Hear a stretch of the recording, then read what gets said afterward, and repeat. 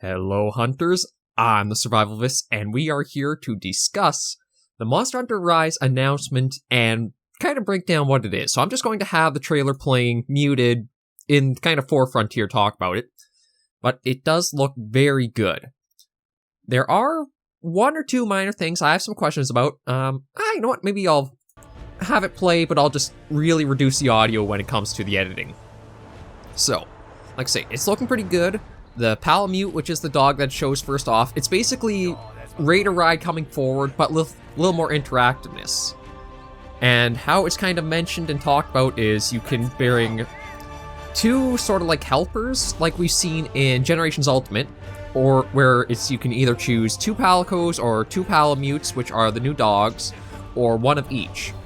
And it seems like the Palicos are going to function more like they're going to give you healing buffs, defense buffs, armor buffs, and maybe put down traps. And the Palamutes are going to be more combat involved.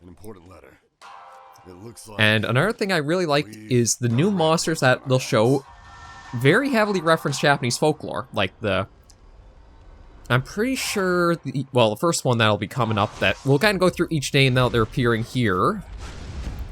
Just gonna move that over. Yeah, the Acmasom, the Fire Crane. I don't know the exact like legends or tales, but I know that's from something. The Tetranodon is easily based on the Kappa. It might not have the exact look of one. And then the Great Izuchi is based on, I think, like the Sickle Weasel legends from Japan, because you can really see that with both the design of it and like how it's, well, just a lot of design in that. The new flagship, I like Fanged Wyverns, but the head almost feels like unnatural and demonic-esque more than a natural monster does. Like, that's something Monster Hunter has been very good at, is all the creatures feel more creature than demon or human or etc. The only place where they kind of lose it here is it feels a little too demonic-esque to me, but the rest of the body and everything looks great, so it might just be the sort of how we've been seeing it so far. But another thing, now that we're getting into some of the like combat, Nersilla's going to be back. And it looks like the Palamutes will have like, let me actually go back because there's that one little freeze frame. And it's there. It looks like the dog almost has a way of making a shield for itself out of this umbrella. I apologize for the poor quality there. Let me bump that up, see if that'll work. But yeah, so maybe the dogs will be more focused on attacks, and like they'll be your status ones, sort of like how Palicos are right now when it comes to like World. The best use is probably giving them a sleep or a paralysis weapon because they don't really do the damage, but if you get one of the status box off, it can really help you on a hunt. So that might be what the Palamutes will be more, and again, the Palicos are more for your support, as they've said in the direct that came after the announced trailer. The two things I have are the wire bug, which is basically your little grappling wires you shoot left, right. You're basically like Monster Hunter Spider-Man in a way. I'm just worried about how their detection will work for what directions you're going to kind of go off to. Like, in the trailer, we see it shoots up or it can shoot along the ground. Like, that could make for some good hunting, where, like, say, I like using, like, bowgun. So maybe if I take a shot, I could use that to almost, like, Spider-Man zip my way away as an evade move. We have to see what it'll come with more, like, exposure in time. But I'm trying to think of what else. I mean, we'll watch back again and see. I do like the environment. The other part I am a little wondering about is being able to climb on almost anything. Like, it looks like it is Breath of the Wild, you can climb anywhere, go anywhere, so we've never had that in Monster Hunter. It'll be interesting to see. I just don't know how in-depth or deep it'll be. But everything else, like, it is looking very good for everything else, really. I am very excited for it. There is one thing I wanted to talk about. What was that? The environment looks good, and it was part of the environment. That's it. Something interesting. Yeah, like, shooting through mid-air like that, I don't feel as much. It looks a little over the top to me, but I can understand, like, shooting along the ground, zipping like that. What I wanted to talk about is all the areas we've seen these new monsters be fought in.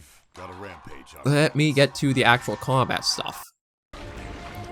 Like, okay, let's start with where we give them. So for Acnosom here, look at the environment. Very kind of wide open, very flat, not really bumps, hills. Let's look at the Tetranodon. Well, actually, hang on. There we go. Another one. Very wide open, very flat, gradual slope. I'm thinking this might mean we're going to see some more unique monster skeletons. Because, as kind of revealed, I think Gaijin Hunter was the one to really make it well known. But in an interview, it was because of the terrain geometry and the Leviathan skeleton that kept Lagiacrus out of the New World. Or out of World and Iceborne. That might not apply anymore. Because all the environments that we're really seeing combat in, wide open, flat, sloping, gradual, easier for the skeletons, like prime example there as well.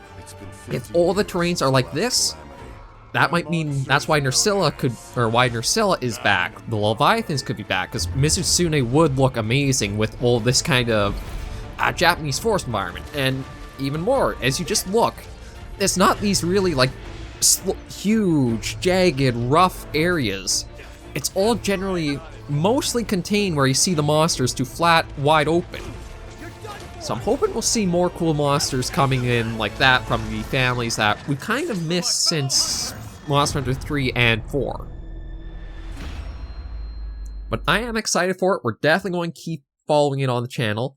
And I'm also probably going to be starting my 3 Ultimate Thursdays. So we are going to be doing Monster Hunter 3 Ultimate on emulator and going through with, well, the first episode is going to be an initiation for all hunters that every game in the series has sort of done this little initiation quest in a way. So we're going to do that this Thursday, and we're going to keep running with 3 Ultimate Thursdays where we just kind of go after the big monsters. I'll do the side quests and stuff, but save the big fights and the important stuff for on camera for you guys. So, thank you guys for joining me on this little breakdown of sorts. There is the big full direct. I'd recommend you guys watching it yourself and see. Again, the only things I'm a little cautious of are the wire bug, because I don't know how easy it's going to be, if it's going to be like the Slinger is, and, well, Clutch Claw looks to be gone, which is honestly a plus in me. I never really liked the idea of having tenderized monster. I kind of, slinging into the walls is fun, but it feels like it turns Monster into more like a tedious, you know exactly the steps you have to repeat over.